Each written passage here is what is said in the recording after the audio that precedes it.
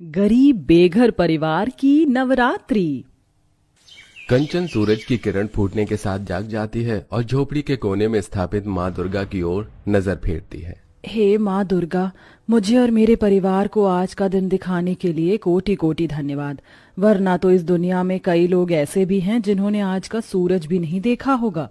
कंचन ऐसी थी, उसकी बोली में मिठास और रोम रोम में माँ दुर्गा की भक्ति बसी हुई थी। उसके ससुराल की दशा भी खास नहीं थी। बुजुर्ग सास ससुर, नंद, देवर, एक छोटी बेटी और वो दो पति पत्नी खुद उस कच्चे मकान में दिन काट रहे थे। परिवार के पेट भरवाने का भार श्रवण के ऊपर था। जो कोई दिन तो ऐसा भी होता था जब गरीब ससुराल वालों को एक वक्त का खाना भी नसीब नहीं होता था। लेकिन इस सबके बीच गरीब ससुराल वालों की माता पर अटल श्रद्धा थी। वो खुद भले नहीं खाते थे, मगर किसी भी दिन ऐसा नहीं होता जिस दिन माँ दुर्गा को भोग न लगाएं या घी की जोत न जलाएं। माँ जी, बाबूजी, श्रवण जी, चलिए उठ जाइए, लीजिए चाय पी लीजिए। कंचन, सूरज सिर पर चढ़ाया है और तुम अब उठा रही हो? आज मुखिया जी की फसल की कटाई करनी थी। श्रवण को परेशान होते देखकर पिता रामदास जी ने कहा, अरे श्रवण, क्यों इतना हड़बड़ा रहा है? चाय पी ले, फिर चल पड़ेंगे दोनों बाप बेटे खेत पर। श्रवण के बापू, थोड़े दिनों में माँ दुर्गे की 9 दिनों की नवरात्रि व्रत आरंभ हो रहे हैं। मैया की स्थापना के लिए सामान चाहिए होगा। चिंता मत करो भाग्यवान, आज मुखिया जी की खेती की फसल काटने के बाद जो पैसे मिलेंगे उससे सामान ले आएंगे। और माता रानी की दया कृपा से हमने जो अपनी जमीन पर खेती की है, इस बार वो खूब फली है। खूब सारे अनानास, अनार, नारियल उगे हैं। इस बार नवरात्रों में फल बेचकर अच्छी कमाई हो जाएगी। तो सबसे पहले अपना घर पक्का करवा लेंगे और फिर कोई अच्छा सा लड़का देखकर आशा के हाथ भी पीले कर देंगे। गरीब ससुराल वालों के मन में बहुत सी आशाएं लगी थीं, लेकिन किसी को आने वाले संकट का एहसास भी नहीं था। जैसे ही रामदास खेत पर जाने के लिए उठते हैं तो किडनी में बहुत तेज दर्द खिंचाव महसूस होने के साथ वो जमीन पर चित्त होकर करहाने लगते हैं। आह, अरे आह, माँ! हे माता रानी, श्रवण के बापू, क्या हुआ तुमको? पिताजी, पिताजी, क्या हुआ आपको? पूरा परिवार आंखों में आंसू लिए रामदास को अस्पताल में भर्ती करते हैं। कुछ देर में डॉक्टर बाहर निकल कर आता है और आशा बोलती है, श्रवण भैया, डॉक्टर आ गए। डॉक्टर साहब, मेरे पिताजी अब कैसे हैं? वो ठीक तो है? हमें बड़े दुख के साथ कहना पड़ रहा है, मगर आपके पिताजी की दोनों किडनी खराब है। जल्द से जल्द हमें किडनी ट्रांसप्लांट करनी होगी। उसमें लगभग 10 लाख रुपए लगेंगे। आप जल्द से जल्द पैसों का इंतजाम कीजिए। 10 लाख रुपए हम गरीब लोग कहाँ से लाएंगे डॉक्टर साहब? डॉक्टर साहब, आप ऑपरेशन की तैयारी कीजिए, मैं पैसे लाता हूँ। डॉक्टर के जाने के बाद बहू कंचन चिंता के भाव से बोलती है, अजी, इतने पैसे आप इतनी कम मोहलत में कहाँ से लाएंगे? तभी बहते आंसुओं से श्रवण ने कहा, बाबूजी को बचाने के लिए मैं घर द्वार खेत बाड़ सब कुछ बेच दूंगा कंचन, और कोई चारा नहीं है। ये तो क्या बोल रहा है श्रवण बेटा? घर बार बिक जाएगा तो रहेंगे कहाँ? माँ जी, ससुर जी इस परिवार की जड़ हैं। इस वक्त उन्हें बचाना बहुत जरूरी है। माता रानी ने चाहा तो घर तो फिर बना लेंगे हम। सब कुछ बेचकर श्रवण पैसे जमा करता है और रामदास का ऑपरेशन होता है। पर अब पूरा गरीब ससुराल बेघर होकर सड़क पर आ चुका था। कंचन के हाथों में माँ दुर्गा की मूर्ति थी और सब सिर पर गठरी उठाई चले जा रही थी। पूरी सड़कों में नवरात्रि के उपलक्ष्य में साज सजावट हुई थी। रंग बिरंगी लड़ी जगमगा रही थी। बाजार भी लाल चुनरी, नारियल, फल फूल, मालाओं से सजकर तैयार खड़ा था। हर कोई नवरात्रि आने का उत्सव मना रहा था। लेकिन गरीब बेघर ससुराल वालों की सूरत पर दुखाली छाई थी। तभी छोटी सी बच्ची देवी ने कहा, माँ, मेरे पैर में कंकर पत्थर चुभ रहे हैं, गोदी में उठा लो ना मुझको। बिटिया, मेरे हाथों में माँ दुर्गा की मूर्ति है, थोड़ी दूर और चलो। देवी, आजा मेरी प्यारी भतीजी, चाचा की गोदी आजा। भटकते भटकते बेसहारा गरीब परिवार एक मंदिर की सीढ़ी पर थक हार कर बैठ गई। तभी दहकते दिल से बूढ़ी सत्यवती कहती है, क्यों माँ दुर्गा, आखिर आपकी भक्ति करने में हमने कौन सी ऐसी भूल कर दी जो इस नवरात्रि के पावन त्योहार के बीच हमको बेघर कर दिया? माँ, क्यों इतने दुख दे रही हो? माँ जी, माता रानी जी भी कभी कभी अपने जिस भक्तों से प्रेम करती हैं ना, उसकी परीक्षा भी लेती हैं। ये घड़ी भी टल जाएगी। कल से नवरात्रे शुरू है, हमको अपने लिए ठिकाना बनाना होगा। इतने में पंडित जी आकर गरीब ससुराल वालों की बिगड़ी दशा देखकर उन्हें धुतकार कर भगाने लगते हैं।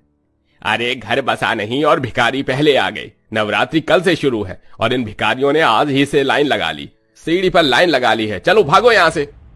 अपमान से भरकर गरीब परिवार वाले आगे बढ़ते हैं। जहां रोड साइड गरीब तबके के लोग तिरपाल के सहारे छोटी मोटी झुग्गी डालकर रह रहे थे, तभी रामदास ने कहा, अरे इससे आगे और कहाँ जाएंगे, मुझसे ज्यादा चला फिरा नहीं जाएगा, यहीं पर रह लेते हैं। फिर गरीब ससुराल वाले जुगाड़ लगाते हैं।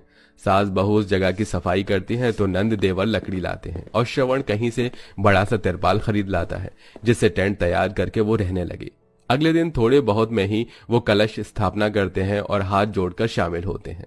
हे दुर्गा मैया, आप तो हमारी परिस्थितियों को देख रही हैं। हमारे पास आपको भोग लगाने के लिए पंचमेवा नहीं, ये तुलसी का पत्ता और शक्कर है, स्वीकार करो मैया। भोग लगाकर बहू भर्राई आंखों से जयकारा लगाती है। जयकारा माँ शेरावाली दा, बोल साचे दरबार की जय। अच्छा माँ कंचन, मैं काम की तलाश में जा रहा हूँ, आप दोनों प्रार्थना करना। जाइए जी, दुर्गा मैया आपके साथ है। श्रवण भैया, मैं भी आपके साथ चलता हूँ। अरे पगले, मैं कर लूंगा सब, अपने भाई पर भरोसा रख। जानता हूँ भैया, आप अकेले सब कर लेंगे, लेकिन मैं भी तो इस घर का छोटा बेटा हूँ, मुझे भी करने दीजिए। दोनों भाई मुकेश श्रवण काम की खोज में जाते हैं। इधर ससुराल वाले उपवास में थे। देखते देखते शाम गुजर गई। लगातार भूखा रहने से सास की तबीयत बिगड़ जाती है। माँ जी, आप ठीक तो हैं? पूरा दिन ऐसे ही बीत गया, इसीलिए तबीयत बिगड़ गई। आशा, माँ जी का ख्याल रखना, सांझ हो रखी है, मंदिर में आरती हो रही होगी, थोड़ा तो प्रसाद मिल जाएगा। मन में आशा का दीपक जलाए गरीब बहू बेटी के साथ मंदिर में आती है, जहां दोनों को एक एक लड्डू मिलता है और पूरा ससुराल उसी से थोड़े में थोड़ा खाकर व्रत खोलता है। श्रवण जी, आप काम देखने गए थे, कोई काम बना? हाँ, बड़ी मुश्किल से एक जगह फूल उतारने का काम मिला। सेठ ने हम दोनों भाइयों को 20 रुपए दिए हैं। कोई नहीं, इतने में कल तो माता को भोग लग जाएगा, मगर देखते ही देखते वक्त कैसे गुजर जाएगा और नवरात्रि आ जाएगी, पता भी नहीं चलेगा। कन्या पूजन कैसे करवाएं, कौन आएगा कंजक खाने के लिए, हम गरीब ससुराल वालों के टेंट में। तुम ही तो बोलती हो ना कंचन, दुख में केवल दुर्गा माँ पर धीरज रखना है, सब ठीक हो जाएगा। इसी तरह से एक एक दिन गुजरने के साथ नवरात्रि की सप्तमी पूरी हो जाती है। पैसे वाले लोग पंडाल लगवाते हैं, कोई माता की चौकी करवाता है तो कोई भंडारा कराता है, पर गरीब ससुराल वालों के पास कन्या पूजन तक के भी पैसे नहीं थे। तभी हताश होकर कंचन माता के दरबार में आकर रोने लगती है। माँ, अब ये परीक्षा और सहन नहीं होती माँ।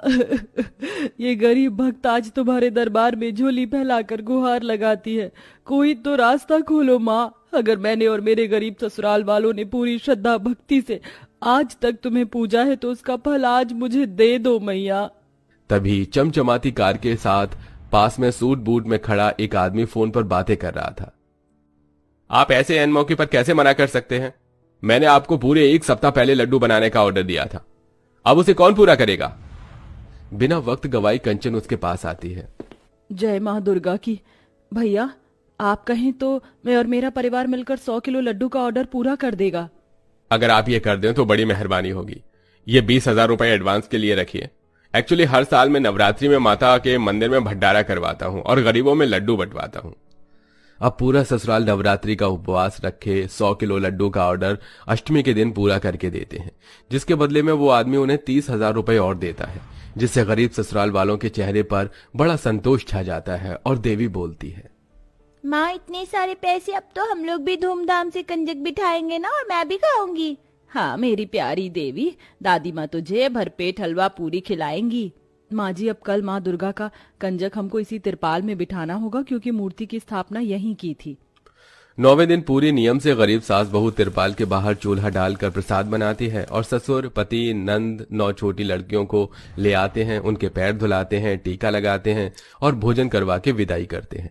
अंत में बेघर ससुराल वालों को नवरात्रि के फलस्वरूप उनका खोया हुआ घर भी वापस मिल जाता है। तो दोस्तों, इसीलिए तो माँ दुर्गा को दया का सागर कहा गया है। अगर आप माँ दुर्गा के प्रति सच्चा प्रेम और निष्ठा रखते हैं तो कमेंट में जय माता दी जरूर लिखिए।